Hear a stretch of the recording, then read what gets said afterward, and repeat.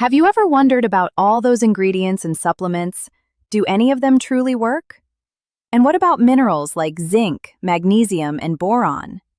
Do they actually make any difference when it comes to your sexual health? Well, I'm Dr. Rena, a urologist and pelvic surgeon, and today I'm going to answer those very questions. If you're new here, I create urologic content covering topics like urologic health, bladder health, sexual health, and much more.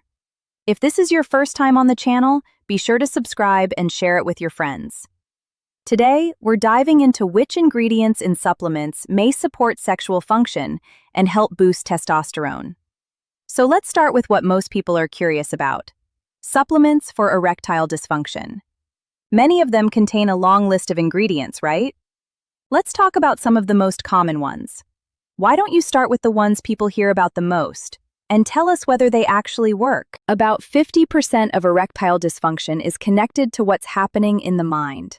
Because of that, the placebo effect, even with PDE5 inhibitors, can be quite significant.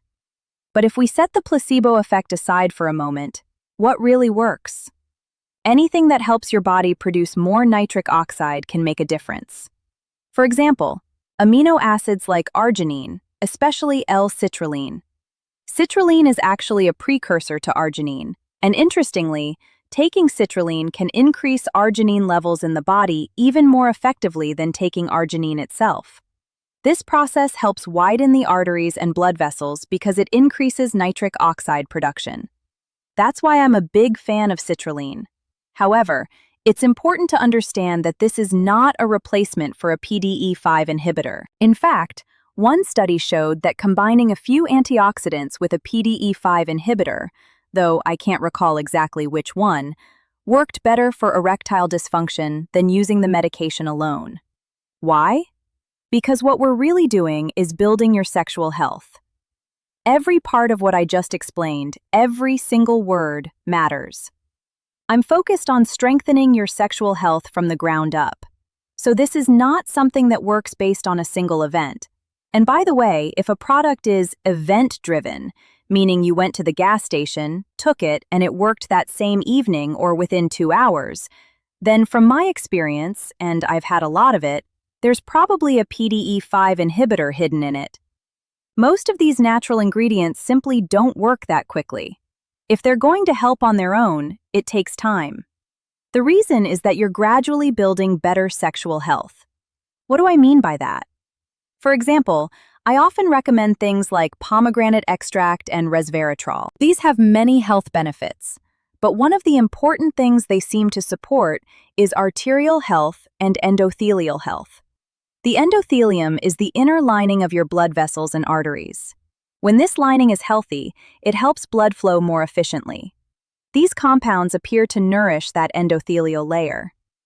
Anything that supports the health of the endothelium, and anything with strong antioxidant properties, can help improve overall sexual health. So when I recommend supplements, my focus isn't about choosing this one versus that one. I'm thinking more about how to strengthen and build sexual health over time.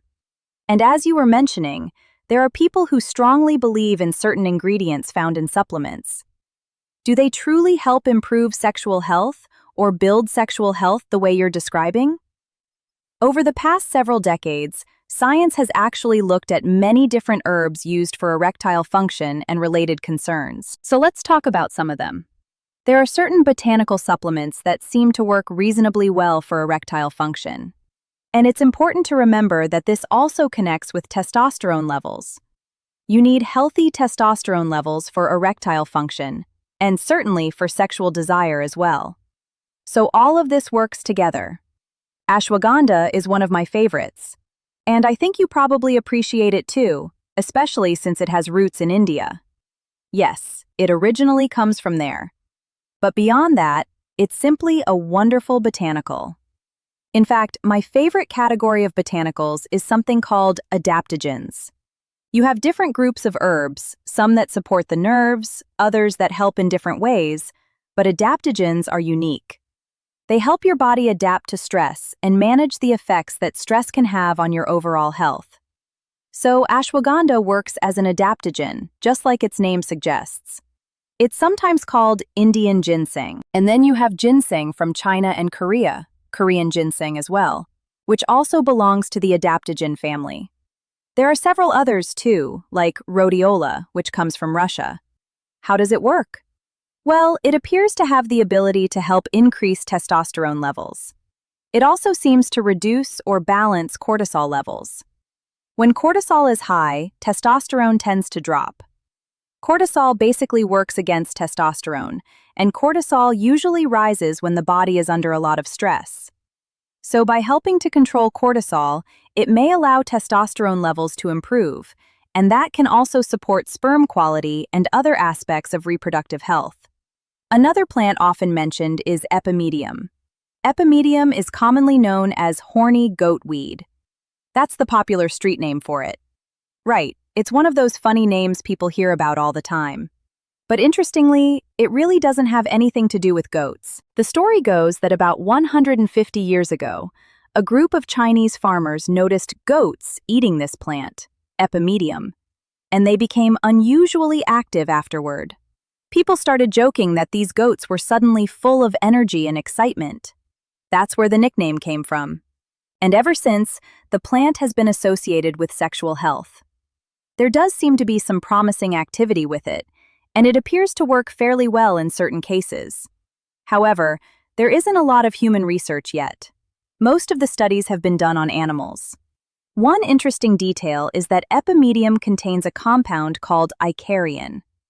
Icariin actually acts as a PDE5 inhibitor.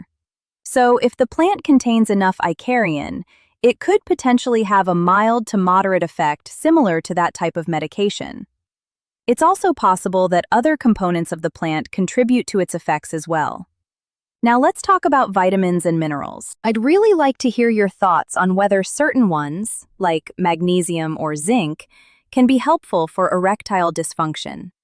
When you take a supplement, whether it's a vitamin, mineral, or botanical herb, it doesn't work the same way a pharmaceutical drug does.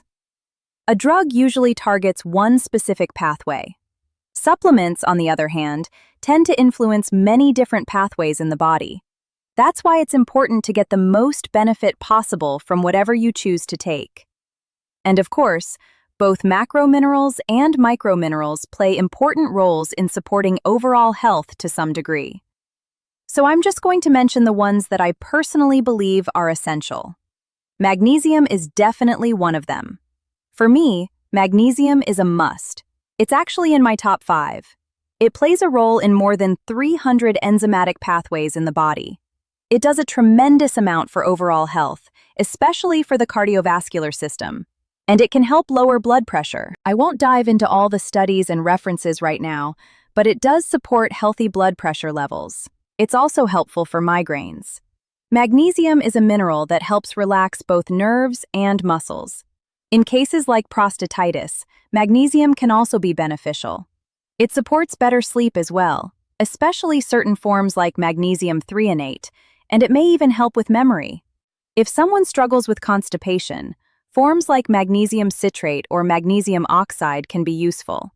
Now, when it comes to testosterone, magnesium appears to help by freeing up testosterone in the body. There is some research on this, though it's not extremely robust, that suggests magnesium increases the amount of free testosterone. For your audience, it's important to understand that you might have a high total testosterone level, but if you don't have enough free testosterone, you won't experience the full benefits. The body needs a good level of free testosterone for proper function. Interestingly, boron may work in a similar way. Boron also seems to help free up testosterone.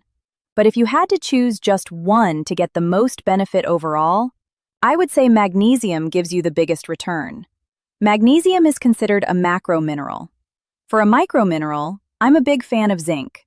Zinc is extremely important because the prostate gland actually has one of the highest concentrations of zinc in the body. There also appears to be activity in the Leydig cells of the testicles.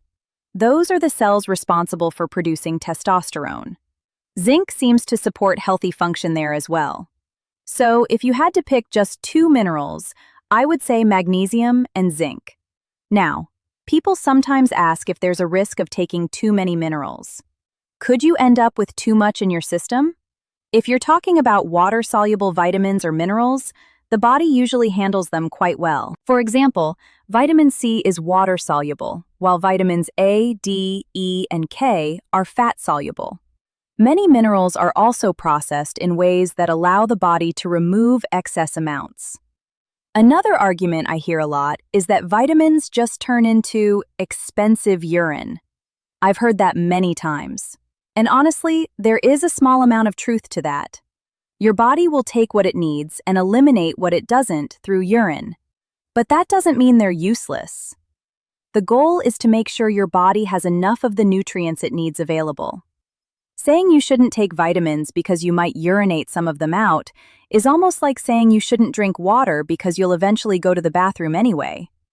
Yes, your body may eliminate the extra, but it still absorbs and uses what it needs. The body is actually very good at regulating and maintaining balance when it comes to these nutrients. Of course, toxicity is still possible, and you do have to be careful, especially when supplements are combined with certain medications. I know you mentioned a top 5 list, so before we finish here, I'd like to go through your top 5 supplements, whether they're minerals, vitamins, or something else, that you think people should take for overall health. It doesn't have to be limited to sexual health, but general health in general.